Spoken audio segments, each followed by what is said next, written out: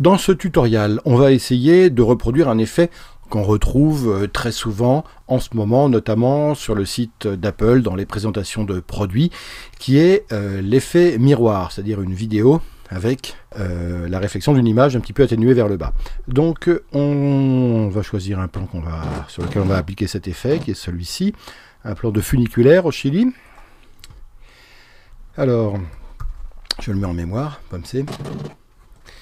Je le copie, je le mets sur la piste V2, sur la piste V1 en dessous. Alors bon, je vais d'abord diminuer sa taille, hein, comme ça.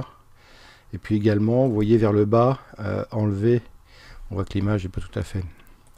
Donc je vais rogner un petit peu sur le bas de quelques images pour ne plus avoir le fond noir que j'avais, la barre noire que j'avais sur le bas de l'image. Je vais bouger ce funiculaire par ici.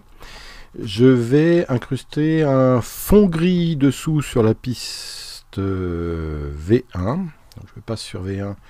Je vais chercher dans mes générateurs une couleur, cache de couleur, une couleur que je vais régler sur le gris, comme ça par exemple.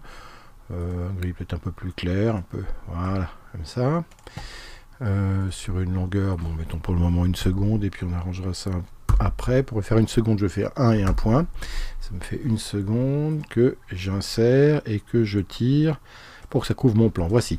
Donc, alors j'ai une barre noire sur les côtés également de mon funiculaire, donc il faut que je l'élimine. Droite, droite, et en bas. Et gauche, gauche. Et puis, en fait, je vais l'agrandir un peu, cette image. Mais par contre, peut-être la tirer sur le bas. Voilà. Hein, là, voilà. Je l'ajuste un petit peu pour qu'elle soit un peu plus format 16/9. Voilà, elle est pas mal comme ça. Et elle est à peu près centrée. On va la centrer un peu mieux. Voilà, comme ça. Et là, je la double. Pour la doubler, donc je fais Shift Alt. Et je la tire sur la piste 3. Ce double-ci, je vais le faire tourner de 90 degrés, comme ça, donc 180 degrés même. Hop, un demi-tour complet. Voilà, on est pas mal. Je vais le bouger vers le bas. Voilà, pour le coller. Et je vais le flipper de 180 degrés, et pour cela, lui appliquer l'effet. On va sur perspective, et en perspective on va faire le filtre retournement, et voilà notre retournement. Est-ce que tout ça est bien aligné? Ça m'a l'air pas mal. Je vais essayer de l'aligner au mieux pour bien que ça colle.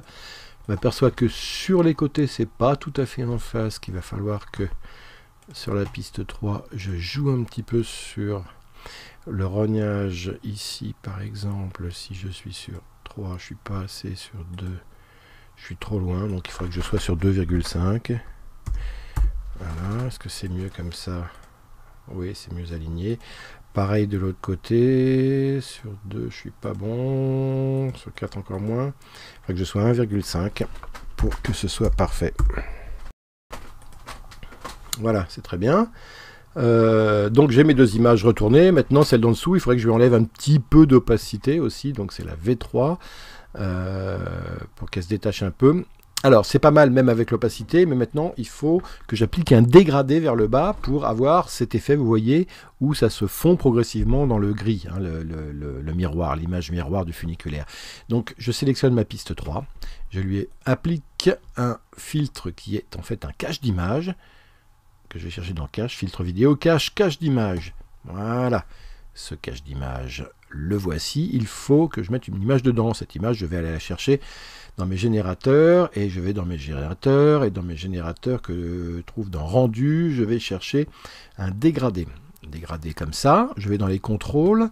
Alors, il ne faut pas qu'il soit vertical de haut à gauche, mais vertical de gauche à droite, mais horizontal de haut en bas, comme ça. Donc, blanc en haut, noir en bas. Est-ce que c'est bien ce qu'il me faut? A priori, oui. Donc, ce dégradé, je viens le coller ici. Je retourne sur ma piste 3, je vais dans mon filtre, et c'est ce dégradé que je vais appliquer dans mon cache d'image, ici. Et voilà. Et je m'aperçois que c'est à peu près l'inverse de ce que je voulais faire. Voilà, c'est plus comme ça. C'est pas grave, il y a un point d'inversion, donc je m'en tire bien.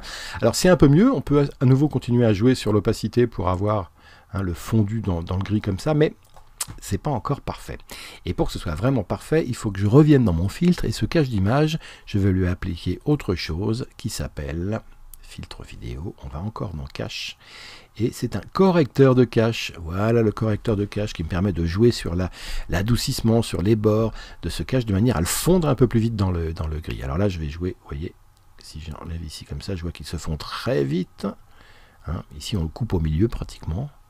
Et ici, on arrive à trouver un espèce de compromis où les bords viennent se fondre progressivement. Ici, dans mon image, et je peux effectivement mixer les doigts. Bon, après, c'est une question de dosage avec son gris, etc. Je vais même peut-être rejouer sur le gris et sur l'opacité de mon mélange. Voilà, comme ça. Je retourne dans mon filtre, je rejoue sur mon cache pour qu'il soit vraiment parfait. Adoucissement des bords. Mixer. Voilà, c'est pas mal du tout comme ça. J'enlève cela et je fais un petit rendu rapide.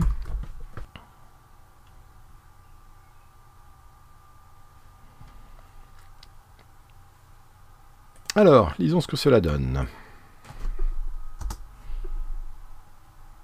C'est pas mal, c'est un peu l'effet que je voulais. On relit tout ça une dernière fois. Et voilà.